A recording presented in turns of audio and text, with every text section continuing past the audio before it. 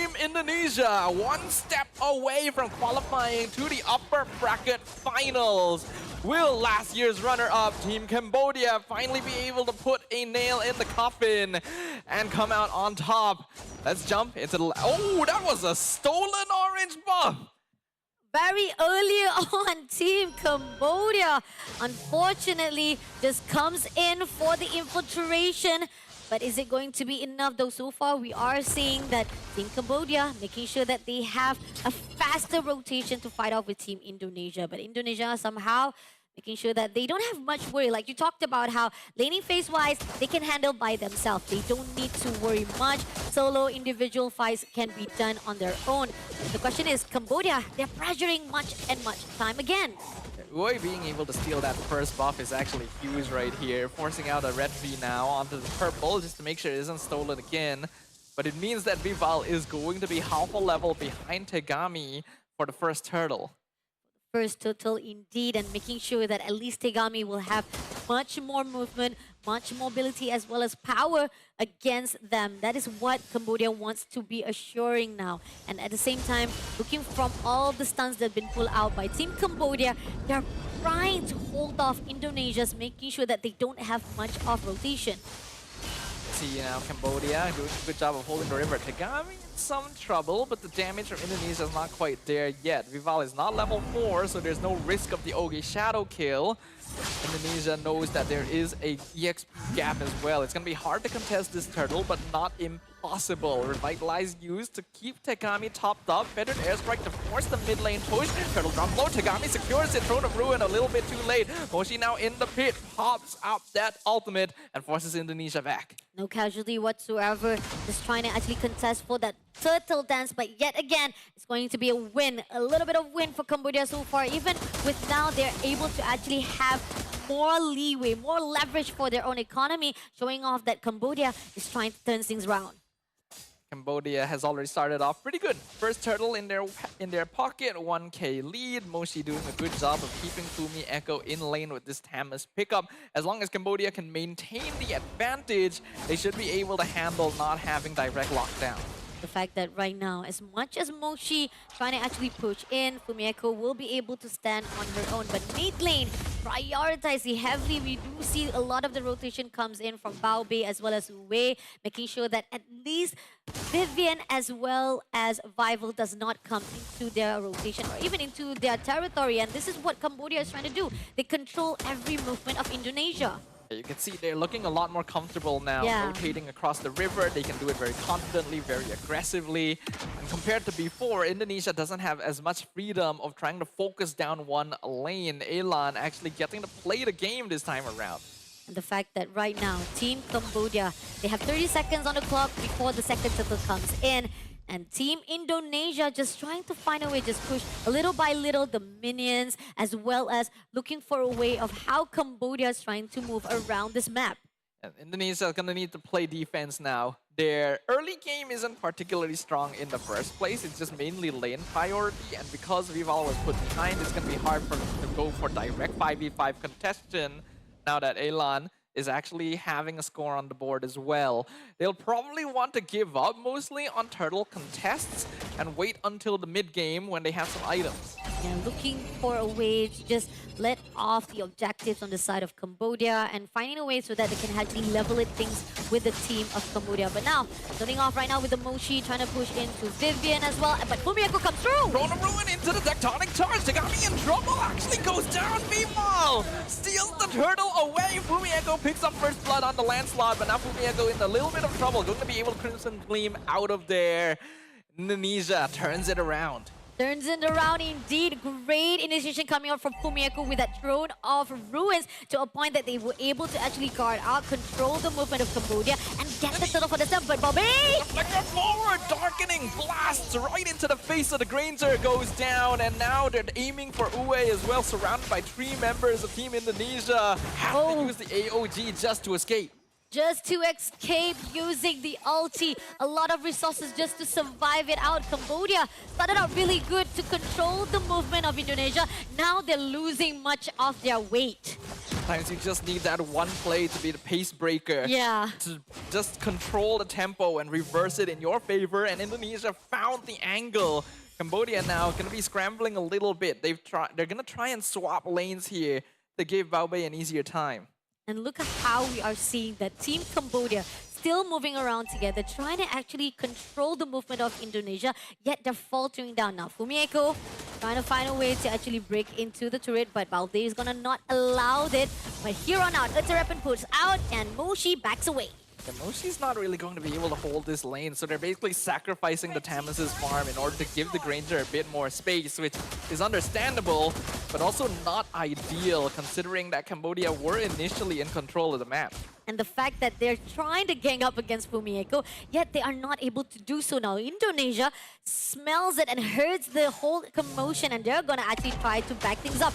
Wave with the mighty swing doesn't cut off, but at the same time, MlBB just spamming every single skill to push away the team of Indonesia. Cambodia trying to engage, Federation comes out, and meanwhile, Vival has been hiding in the bush the whole time. Oki Shadow Kill forces a fly away, but Elan still has the Quad Shadow inside. So Vival picks it up, gets the tectonic dart! Tegami is blasted away. Solid Force comes out in the backline. His shell is diving in. Will lose her own life, but does trade for MlBB, and Vival is still alive. Looking for Uwe now with Fumieko. Secures the kill on the Kacha. They'll find the bot tier 1. A little bit messy, but yet it is fruitful for the team of Indonesia. Shell just overextended right at the backline, but still, at least they got 4 kills for themselves and making sure that at least this third title will be in the hands of Team Indonesia. So quickly, the game has reversed entirely. I do respect the attempt by Cambodia. For a moment, it did seem like they might be able to initiate, but they just didn't have enough information on the map, completely forgetting that Vival could be hiding anywhere before popping that feathered airstrike. And when it comes down to these big team fights, Indonesia has the clear advantage. Cambodia, they need to step up just a little bit right now, as they know things are getting even more heated up for the team of Indonesia. They're able to actually control the motion. Started out really good with the stealing of the buff, but then now Tegami is caught off guard immediately, making that Team Cambodia can have a little bit of rupture in their own defending. This is where you can see being forced into Tamus is starting to hurt Cambodia. Again, the lack of direct crowd control, especially reliable lockdown, means that Shell and Vival can just do whatever they want. And the fact that Moshi couldn't even bear to survive that long with so much damage being put out by Shell itself shows how much of Tamos is barely scrapping to survive for that front line. And that's what they need for Team Cambodia right now. So much of those front line that was supposed to be the defend champions ended up in the favor of Indonesia, just breaking down one wall after another. You could tell that with the composure they're showing, Team Indonesia was already prepared for this likelihood even before the game started. They were aware that the early game might not go as smoothly, but once the mid-game rolls around, team fights become so easy for them. See, right now coming through from the back line. Vival with the Oki Shadow Kill, diving onto Tegami. Phantom Execution gets her out, but the Revitalize has been forced as well. Many cooldowns spent on Cambodia. A lot of cooldowns been spent off, and the fact that at least Vival was able to actually go in for the backline, and it kind of opens a way for them to just shut down another turret in the hands of Team Indonesia. And right now, we can see that the aggression is really starting to ramp up. The gold lead is about 3k in favor of Team Indonesia, which is not the worst at this point. Conceal comes in from behind. They go in for the taunt. They're trying to burst down Fumieko. The flicker comes out, but the Alice is not able to escape. Cambodia finally finds one in return. Great opening coming up for Team Cambodia. A little bit of overextension, and that's the fact that Team Cambodia was able to utilize it. And now Team Cambodia trying to find a foot in the ground so that they can make sure to back things up. But this is going to be the first lot. They come through to actually go for the puncher, but doesn't beat anyone yet. The Vival also stole the purple buff away from Tegami earlier, so the Lancelot doesn't have it available. Despite that, Cambodia is still attempting to push this Lord down. They saw Vival on the bottom half of the map, They're trying to blitz it, but they know they don't have enough damage for this. Moshi already poked down the half HP Feather Dare Strike, used as well. The taunt comes in, but the Grok flickers into the back tech charge. Uwe has the flicker back to safety, but Elan's not as lucky. Vival already executed the far side in the backline. Uwe gonna go down as well. It's a killing spree for Cine. Cine will eventually get shut down because of going too deep. They got me still trying to position to steal the Lord, but it's killing spree for Vival and a double for the Hayabusa. They pick up the Lord. They find everything. Uwe is the only one left standing, trying to escape. Just barely makes it back into the base. Barely escaping from the hands of Indonesia, but that's just not the double kill comes in for Vival. But with the Lord being taken out for them now, the game even started even more tougher for Team Cambodia. No matter how much they try to contest it out, this is where the fine line of they need to have the ground to defend the whole league. Yeah, this is where the snowball really starts going out of control already. We pointed out the issues in the draft, and I think Cambodia is now officially feeling it. It is only the first Lord of the game, and they do still have holy defenses standing, but Indonesia is splitting up their forces well. We can see that the top inhibitor is already being taken out by Vival, and the bottom one is taking some poke damage from the Lord as well. The Lord will be taken out immediately. Great defense comes in, but then again, two holy defense already been break by Team Indonesia. And not only that, the buff will be stolen as quickly as possible. Safely, Indonesia has a lot of ground covered up. At the same time, it seems that Shell comes in! As Shell dives in with the Salmon Force, nearly takes out Elan. Elan able to fly back into the base thanks to Revitalize. AOG comes in, only gets one knockup. Throne of Ruin also going to be used into the Winter Crown. Fumieko trying to stay alive. Animus Fusion. Dog with the flicker. Feather Dare Strike comes out. Uwe ends up being the first one down as Cine blasts the Gator Kacha in the face. Vival comes in from the mid lane. Cambodia transitions to defending the wave. They will be able to keep their mid tower alive, but the waves are being synced up on the top and bottom, and this was fully intended by Team Indonesia. They'll get 2 inhibitors for free. So much of the investment was done by Team Cambodia. Even when the fight that comes in with the Feather Air Strike, yet it was not going to be enough to shut down Indonesia's team. They survived it out and they back off very safely to a point that Cambodia was just only able to defend out. This is calm, calculated, textbook from Team Indonesia right now. The goal lead has grown out of control. Cambodia is too far behind, and their lineup isn't very well suited for defending the base, even with the artillery DPS. The fact that right now Team Cambodia still trying to find a loophole to fight off with Team Indonesia is not easy. Every time they try to step up, even the AOG just able to caught up one, and in the end it goes backfire with Indonesia comes through to shut them down for good.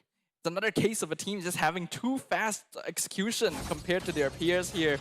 The moment that Cambodia is ready to react, Indonesia is already on the next step of their plans. And the fact that right now, coming along with the lot, 20 seconds on the clock might actually be contested out by Team Indonesia, just trying to actually zone out, and their Urchin Weapon just kind of actually pulled out way, but they're going in for the dive. A little bit of execution comes through to Baobei, but it's only just to push Team Cambodia back into their baseline. Baobei got lucky there that the Ogi Shadow kill bounced the minion wave. Otherwise, the Granger was almost 100% dead. So Cambodia can thank their lucky stars about that one. They still have all 5 members standing, but I don't think they are capable of contesting this Lord. They still try.